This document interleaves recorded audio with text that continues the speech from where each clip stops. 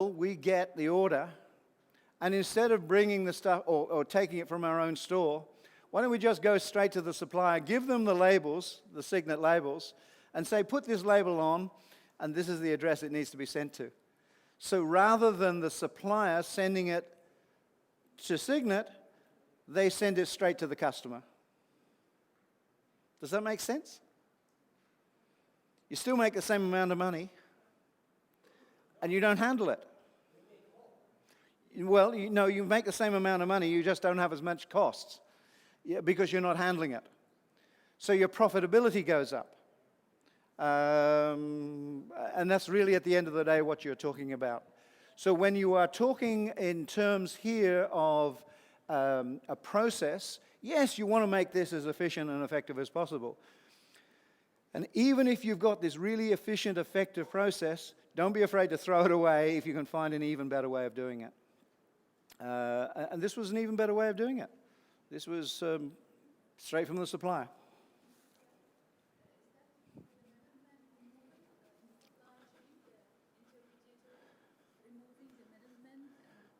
No, you're not removing the middleman. You're still making the money from it. What you are doing is you are changing the supply of goods. You're changing the supply chain. You don't have to send it through a particular way. Another example of this was, this guy I was telling you about who said you buy well to sell well. His company he had 13 retail stores around Southeast Queensland, 13 of them.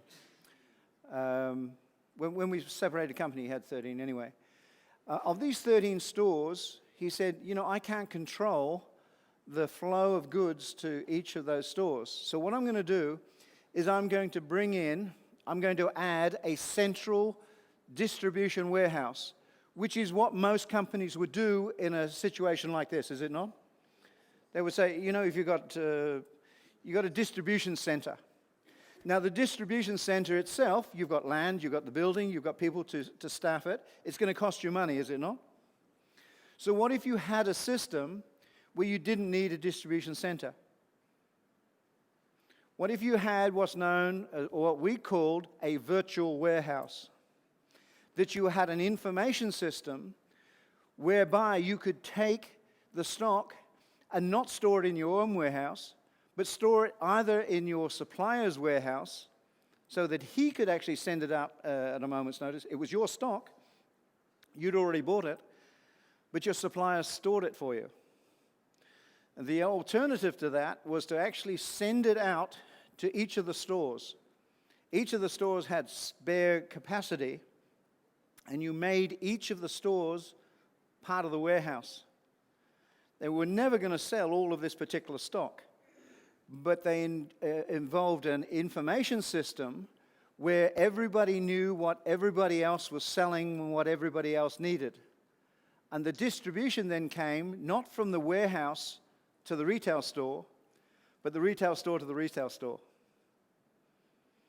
And suddenly, you've eliminated the need for a distribution warehouse, which was, at best, it's a couple of million a year. In dollar terms. So there are all sorts of outside-the-box thinking that you can think about, not just the traditional way. Think outside the box. When you are talking about e-business and SCM, we're going into a different era altogether. Use of systems such as EDI, electronic data interface, barcodes, which was what I was doing with Signet. ERP solutions can provide major efficiencies within your supply chain. Electronic supply chain management, or ECM, is the collaborative use of technology to enhance business-to-business processes and improve speed, agility, real-time control, and customer satisfaction. If you want examples of that, there was something going on in Britain recently that people were buying beef, or at least they thought they were eating beef. And they were getting horse. Yeah? This could... Well, whatever it is, if I buy beef, I want my beef. I don't want anything else to be in it. This is very difficult to actually occur in, oh, and there was something that actually came out only a couple of days ago about fish. Fish in Britain as well. We're talking about 50% of the fish that you buy in Britain is mislabeled. You know, cod is not cod, it's tilapia or Nile perch, or it was different. It was the labeling of food. In Australia, we have a system which we call from gate to plate, a gate to plate quality assurance system.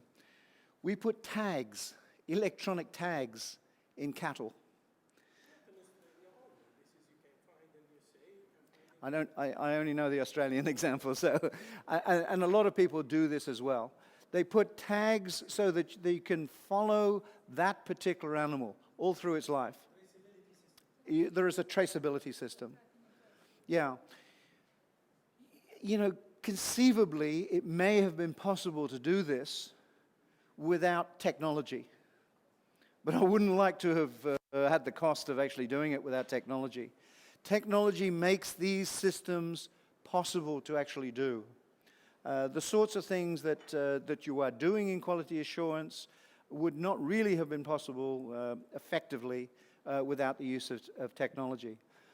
But you can enhance business-to-business processes, improve speed, agility, real-time control, and customer satisfaction at the end of the day by the use of technology in your e-supply chain management systems. There is an example, a global recognition for the Western Australian government that almost exclusively e-supply chain management with their purchasing of everything now. Very little do they do outside of electronic supply chain.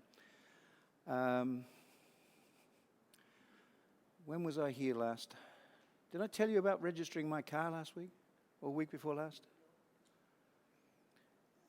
I got to give this one a go. It's I have a Abu Dhabi registration. I've always registered my car in Al Ain. When I first registered my car in Al Ain in 2009, it was a tedious process going through that registration. But I did it over the last 2 weeks of re-registering my car for the umpteenth time. And I was mightily impressed with the Abu Dhabi government's use of supply chain management in a service sense. Very, very impressive. When I was there in 2008, I used to take in a dossier of documents. I had, you know, letters from my employer saying that I was still employed. I had insurance certificates. I had all of these things. I didn't have to show them one thing. I had to give my old registration card back, and she had everything there. I was in and out, including the checking, what do you call it? No, when the car goes through, the inspection of the car. Including that, I was out within 25 minutes, complete. That's the queuing up and whatever. It is a very, very efficient supply chain management system that is improved enormously with the help of technology. Because it had linked with my insurance company, Allianz had sent the details, which is now online. And the girl sitting behind you says, yes, you've got this, Dr. Jules. Yes, you've got this. Yes, you did this last year. Got all my records. I tell you, I was very impressed. I was very impressed with that government supply chain system. But, you know, and it hasn't taken that long. I even wanted to give them more money, it was so good. Okay, I'm exaggerating. So, the components of the e-supply chain management: supply chain replenishment, e-procurement, collaborative planning, collaborative product development even, e-logistics, supply webs. All of these components contribute in some way to this value chain integration. Remember, it's the transformation process. Just in time is a term that we've used before. By reducing the need to double handle or store materials or components used in manufacturing, we can apply systems that arrive just in time. It means that we don't have to store it for long periods of time. We can use it when we need it and not before. These types of systems can be linked to suppliers and to distributors via an integrated information system that extends upstream to our suppliers and downstream to clients. Rather than just simply looking at our system and saying, okay, our system is low, maybe now we should reorder, we can take that process out altogether. And if our suppliers have access to our records, then the suppliers will know when they need to reorder in that replenishment process at all. This is something that we can do with an extended supply chain management system. And ERP systems can enable you to do that by linking the outside world with you. You can see what they've got, inside looking out, outside looking in. Yes, understand that concept? We are from the outside looking out. We're from the inside looking out at our suppliers, and they are looking in at what we're doing. So what's the point of somebody within our organization deciding, yes, we've gone down to a particular stock level? Let somebody else take responsibility for that. It's the supplier that needs to take responsibility. Sorry, I'm going to have to take this. I'm going to have to take this as well. I'm going to have to take this. There's nothing in here. Okay. Can I take this one as well? I'll hand it all back to you. I'll make sure I don't give you the empty one. And this one here. Good. Ooh. Can I take this? I don't know what it is. Can everybody see that?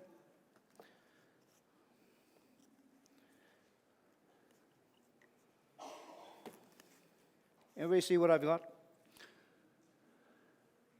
That's a stack of products for our assembly line. Let me flick onto the next screen. This is called Kanban. Remember this. Kanban is the Japanese word for card. That's all it is, card. Now there are some videos that I've seen on YouTube which say it's something else. That's the reality. Japanese word for card. There is a video which next week I'll show you. For those guys who arrive here early and get the benefit of all of the extra videos, I'll put Grandma's Bakery on, which is a Kanban system. The original Kanban system can be enhanced now with the use of an information system. But let me give you an example of the traditional Kanban system, and I'll show you how easy it is and how simple the system is. Your supplier delivers you a whole heap of goods. Let's use this one as well, make it effective. They deliver to you 1, 2, 3, 4, 5, 6, a batch of 6. This is for a production line. And it's a production line. They delivered to the production line. So you use it. You use the first one. You use the next one. You use the next one. And when you use this one,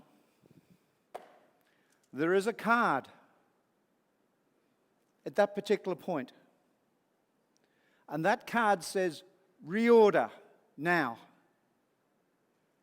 That's a Kanban system. It's as simple as that. It's a simple card which appears at a certain point within your production process, which says, okay, you are down to a level at which you need to start reordering. So you take this card and you place the order with your supplier. And what your supplier does is says, okay, I've got enough time now. I shall now deliver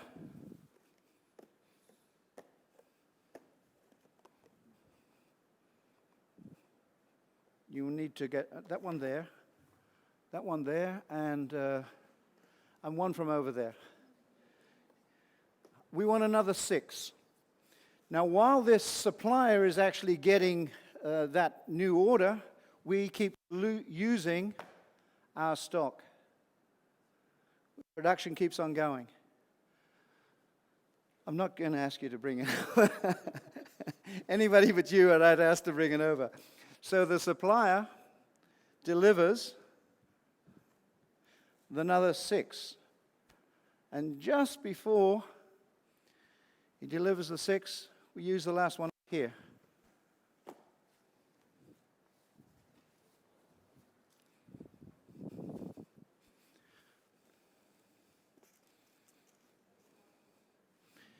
Putting the Kanban card in at the right spot at the end, and it's been delivered just in time, and carries on using it with production. That is the most simplistic reorder system that you can come across. But that's what a Kanban system essentially does.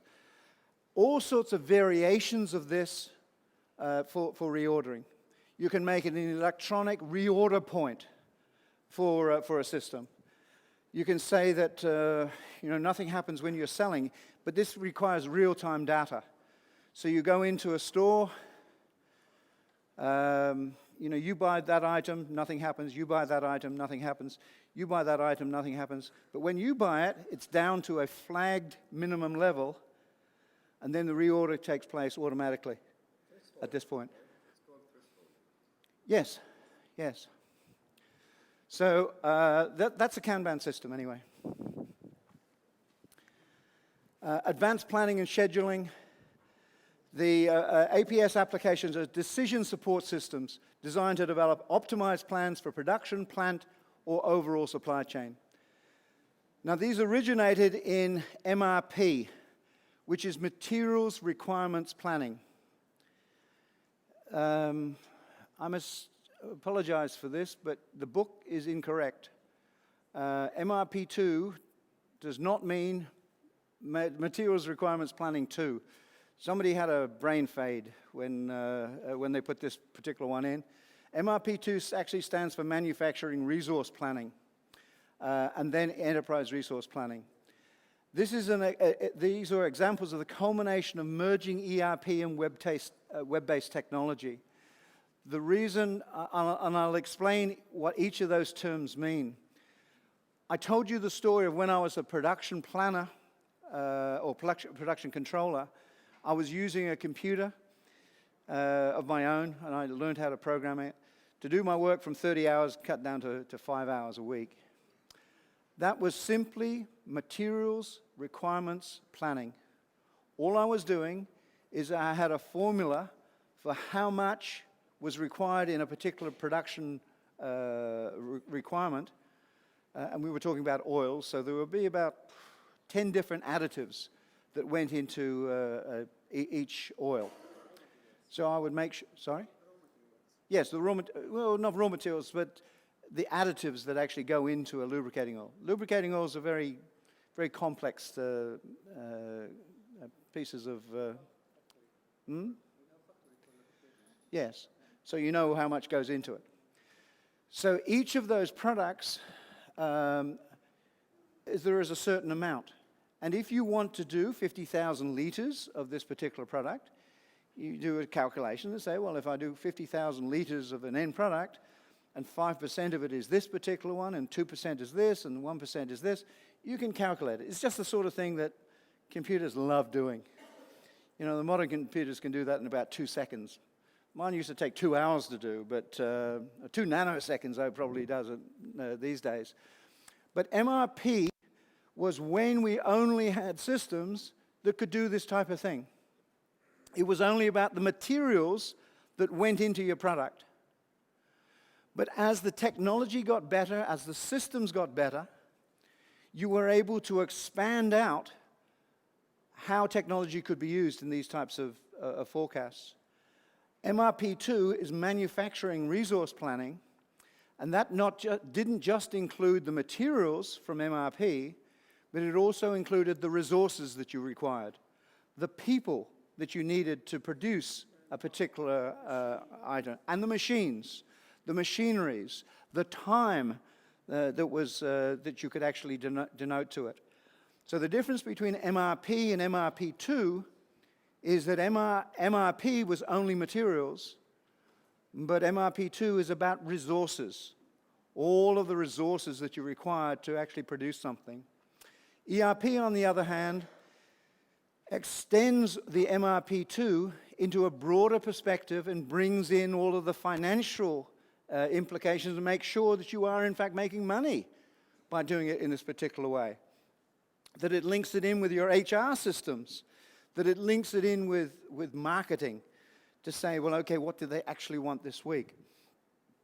And spreads it into a global supply chain network.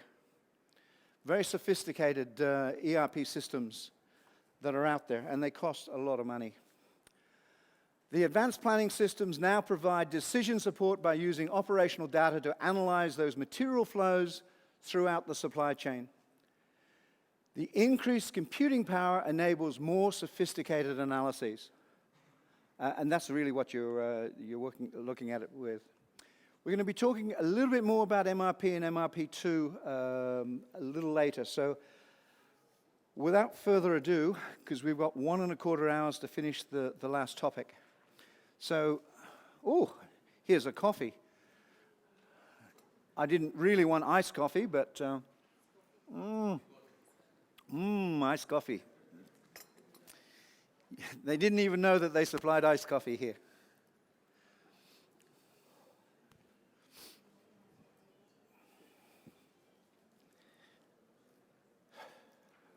Okay. You know, 3 topics in a morning is a biggie, I got to tell you. After we've created our long-term plans, such as facilities location planning, which we did in topic 5, layout planning, topic 6, we need to consider our medium and short-term demands. Now, the schedules are then created to meet that expected demands, as in topic 5. These schedules are converted into production plans to actually create the right mix of products. Now, we're going to discuss the evolution of information systems used to carry out these tasks, MRP, MRP2, and ERP. We might cut some corners on this particular one because I've given you the layout. What we are talking about is aggregate planning on this one. It's a medium-term process, generally conducted over 1 year, which is concerned with determining the monthly or quarterly production requirements for our various product groups. How much Vimto do we do in cans? How much Vimto do we do in bottles? We split it up. We have a certain amount of production capacity. Vimto, I assume, is going to get blended in the same tank, whether it goes into cans or into bottles or Tetra Pak. We have Tetra Pak Vimto, don't we? Yes. So it's that sort of decision. How much goes into what? The process brings together operations, finance, and marketing plans, and is accompanied by budgets, projected balance sheets, and projected cash flows. I am not going to go into too much details with the finance. We'll leave that one for the finance module. But all of these things need to be brought into bear. This is an example of what could go wrong if you don't get your facilities aggregate plan correct. It is a sad but very true example of what happened to a company called Leonard Industries. They were based on the Gold Coast in Australia. Give you some background. Anything in the 60s in the US that came from Britain, especially rock group stars, were you couldn't go wrong. You just had to have long hair and speak with a British accent in the US in the 60s, and wow, you're made. In the 70s, however, it was anything that was Australian. This was the Crocodile Dundee era. What were those movies with Paul Hogan? The Crocodile Dundee movies, anyway. It became, anything that was remotely Australian became very, very popular in the US. So, if you have a suntan lotion that you call Aussie Bronze, which is a sort of play on the bronzed Australian out in the sun and whatever. So this organization was, Leonard Industries, called itself, put a product out called Aussie Bronze, which they were going to market in the US. Yes, an Australian company selling a suntan lotion to the Americans. Now, we're talking some big business here, especially from Australian standards.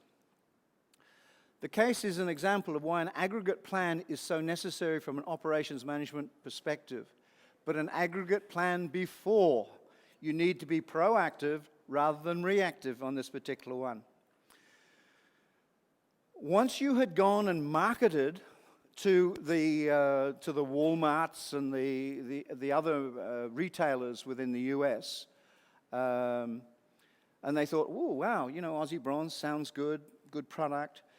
Yes, this is what the American public would like. They placed an order.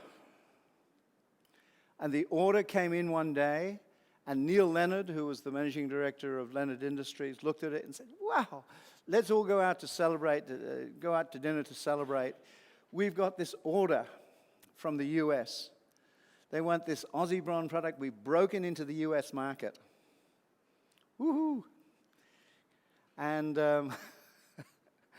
it wasn't until they started working out the realities of what was required to produce this order that they realized that it was impossible. We had the product, we had the order, but Australia is such a small manufacturing base compared to the demand of the American market. They put in an order for, and I can't remember the figures, but let's say it was 5 million bottles. 5 million bottles as an initial order. 5 million bottles was the complete production of bottles in Australia. You know, those bottles there, that water bottle, you blow those bottles, extrusion, extruded bottles. You put a bit of plastic, and then you've got a dye, and you blow some air up, and that's what you get. You get those bottles, the extruded bottles. We didn't have the production capacity in Australia to do that, to blow all of those bottles. Could never supply it before the summer season that started, which they wanted right away. We never had the capital to buy the raw materials required to make all of this product. We'd have to put loans in. We never had the labor. We never had the filling resources to do it. What's that? Because we were being reactive rather than proactive. Go out and get the order first, and then we'll worry about it. But when the order came, it was too late, of course. It was too late. They wanted it, and they wanted it now. They wanted it for their summer market. And we found that we just didn't have the capacity to actually build. So aggregate planning is very, very important. That's an extreme example. And you know, the worst part about it was actually writing back to the US and saying, I'm sorry, we can't supply. You know, it was a multi-million-dollar order, which we had to say, sorry. If you think about it, if you'd planned well in advance, you would have said, okay, well, we can't do it in Australia. Let's ship it up to Singapore. Let's bring the bottles down from Bangkok. And you could make it global. But you have to be proactive on this particular one. You can't be reactive. You can't get the order first and then worry about whether we've got the capacity to do it. A sad, sad story. You need aggregate demand and capacity. It usually concerns standardized products that could be made for stock. Look at the UAE housing market. Look at the Dubai housing market in particular before 2008. The results of poor planning might always lead to unfortunate circumstances if external factors that were not taken into consideration affect demand, such as the global financial crisis of 2008. Who saw that coming? You know, a lot of people lost a lot of money by investing and investing and investing in a market which they expected to keep on expanding. Expanding indefinitely? Hardly. But there was no reason for that market to have slowed down so dramatically, except for something like the GFC, the global financial crisis of 2008, 2009. So when you're talking about with aggregate planning objectives, is this better estimation of your resources? You need to be thinking about proposed production rates. You need to be thinking in workforce levels. How many people, how many trained people do I need to do these particular jobs? And at this stage, I shall throw in, for those people that are still going to be doing the nuclear reactor, think about where are we going to get people to run a nuclear reactor in Abu Dhabi?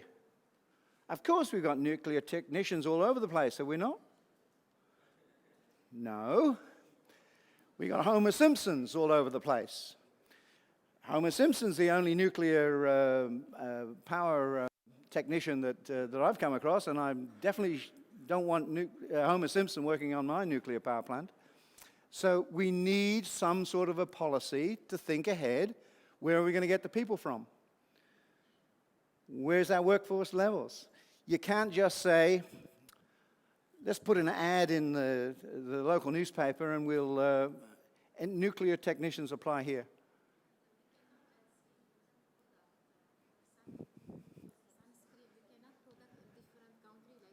Yes, if you thought ahead. If you thought ahead, that's exactly what we would have done. Sorry? Yes, if you thought ahead. But remember, this was the 70s.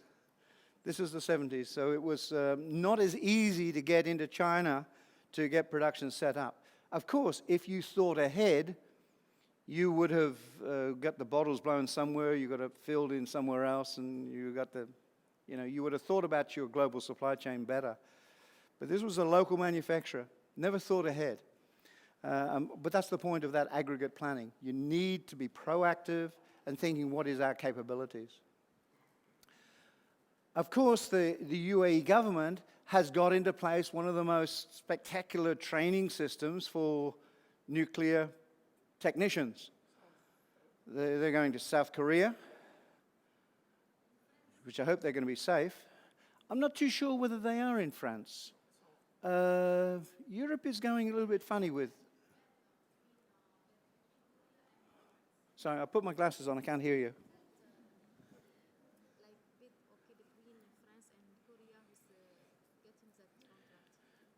Was it France as well? I didn't know that France were in it, but the training is taking place in the US and in South Korea.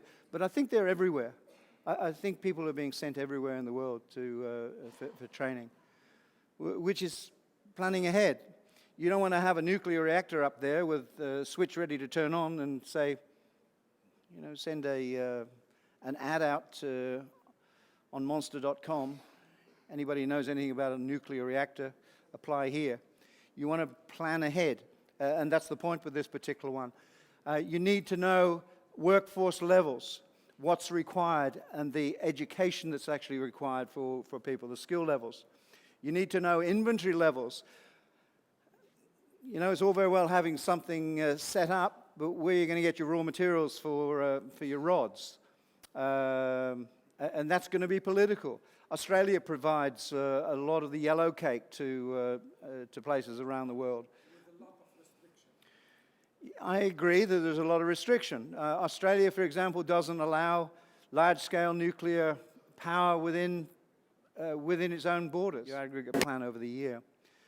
And then there is the matching demand strategy. It says maintain the stable stock and then increase it in accordance with the demand.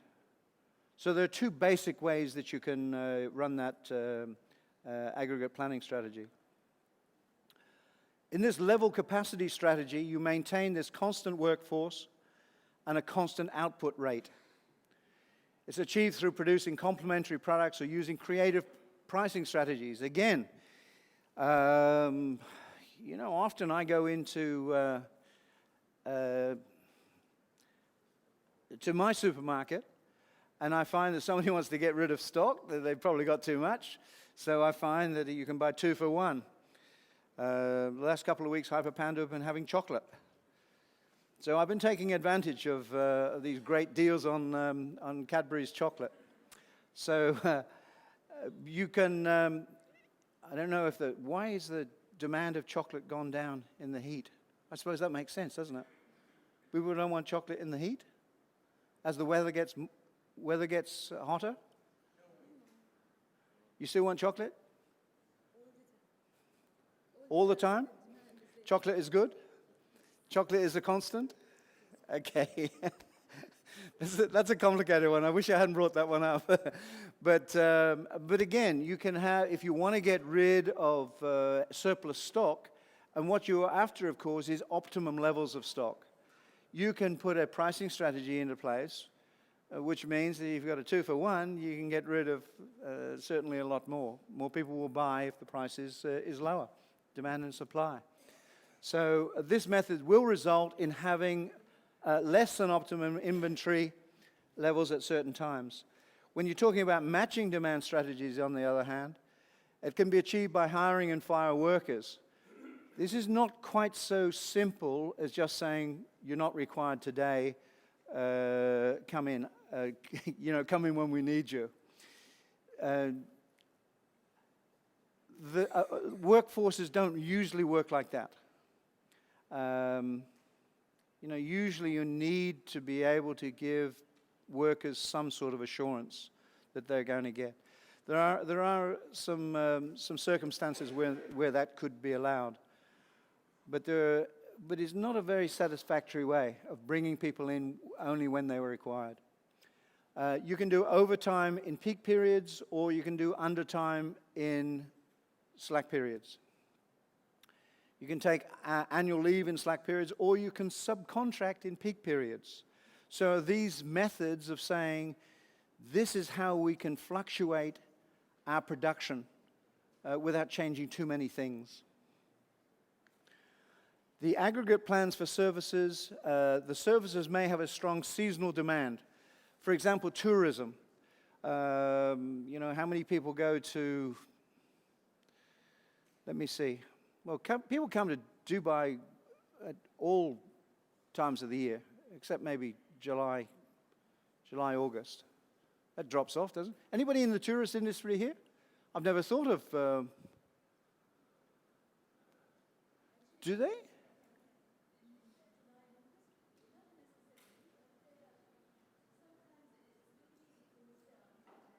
Yeah. But I guess if you've got a... Did you know that you can get to Sharm el-Sheikh at the moment, which is usually Sharm el-Sheikh?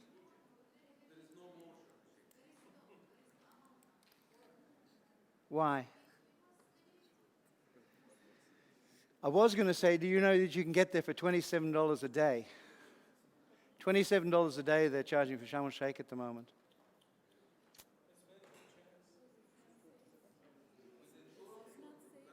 I don't know about insurance, but again, what did you have to pay to get to Sharm el-Sheikh normally? It would be $250, $300 a day? Yeah. So seasonal or political demands actually changes. If we're talking about not seasonal demands, but political instability, Egypt is in big trouble at the moment with their tourism.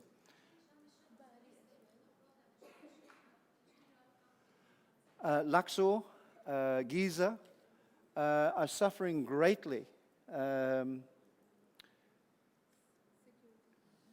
have to say, I'm going to push this. I'm going to push this Istanbul thing, because Turkey has. When we're talking about tourism, I've been around the world and seen a lot of tourism systems in many countries. The Turkish one is probably the best by a country mile that I've ever seen. They have training programs for the Turkish tourism officers. Well, that's one good thing, yeah. But it's not just about speaking English. They're not concentrating just on English. They're speaking. They have German. They have Spanish. They have French.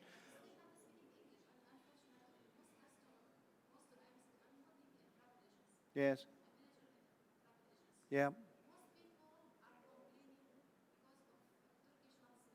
Wow.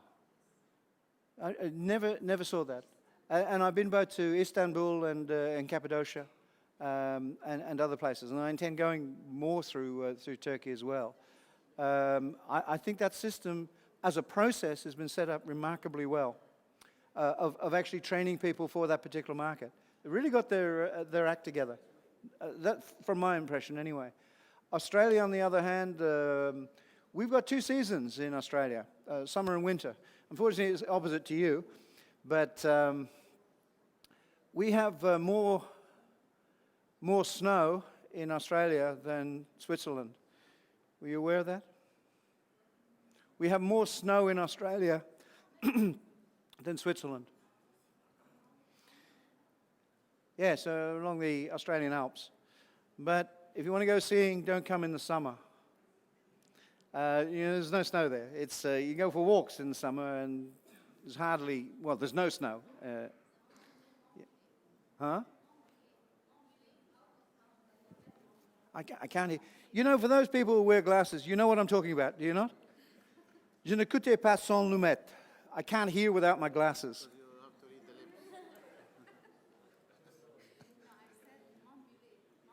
On the other hand, that's in the winter that you have the snow around there, but we change it around and say, well, okay, you can have the snow in the winter, but in the summer you can have everything else. You can have the beaches, and you can have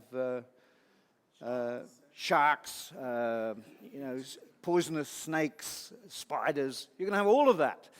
So you can see I'm not working for the Tourism Bureau. So yes. There is, however, the need for appropriate training of staff, which was the point that I was making with Turkey. The training may take some time in specialized situations. For example, what training might need to take place for a country to start using a nuclear reactor. Think about those. Have we got into place in the UAE a process for actually training people to work in nuclear reactors? And yes, people have thought ahead, and we do have that system. So there are training programs around the world for this particular one. And how long might this process take? We have a 4-week course on how to run a nuclear reactor. Think that would do? 2-day course, weekend course. Anybody buy those books about, learn to program in 5 days? I had, originally I used to write as a programmer, but I used to program in a particular way. I've forgotten what the name was now. But it wasn't object-oriented. It was procedural programming. You do it in a particular way. Yeah, so I'd learned how to do it. And I had great difficulty in coming to terms with object orientation. Great difficulty getting my head around it. So I just wish I hadn't been a procedural programmer when I was trying to do it in object-oriented. So I said, I need to go out and buy a book here. So there was a book, How to Program in C++ in 21 days. I said, I'll do that. So that didn't work. 21 days, and I still couldn't program in C++ because my mind was somewhere else. Then I saw another book. I thought, this is even better. Learn to program in C++ in 14 days. And I said, that's got to be the book for me. So another 14 days, no, I still couldn't program. Then I found a book, Learn to Program in C++ in 7 days. And I said, this is getting better and better. This is getting easier each time. It's taking me less and less time. But the end of that one, I still couldn't program in C++. And then the ultimate. And I've still got these books. They're on the shelf. They're all in chronological order. Learn to program C++ in 24 hours.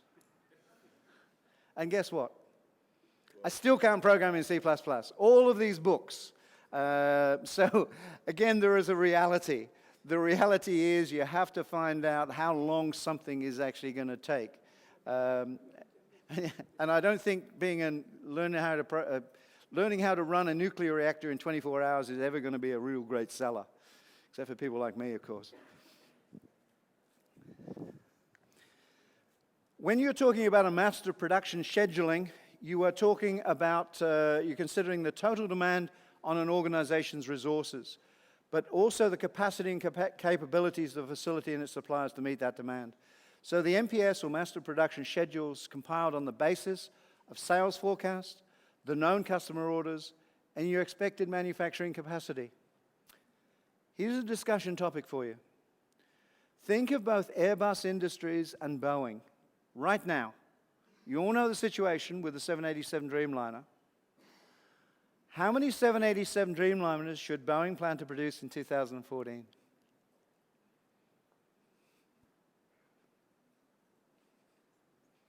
Remember that the whole fleet, you tell me, is it grounded? Still grounded?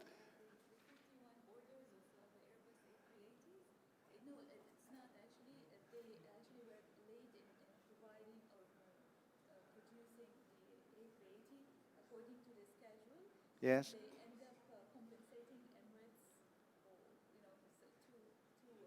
Yeah, but now you're working for Boeing.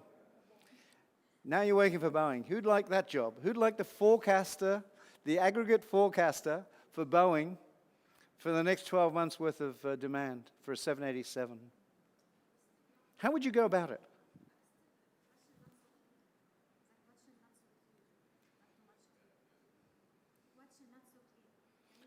Okay.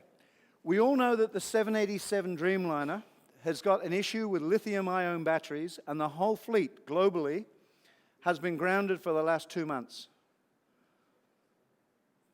I'll add in that the 787 that I flew on from Qatar Air is probably the best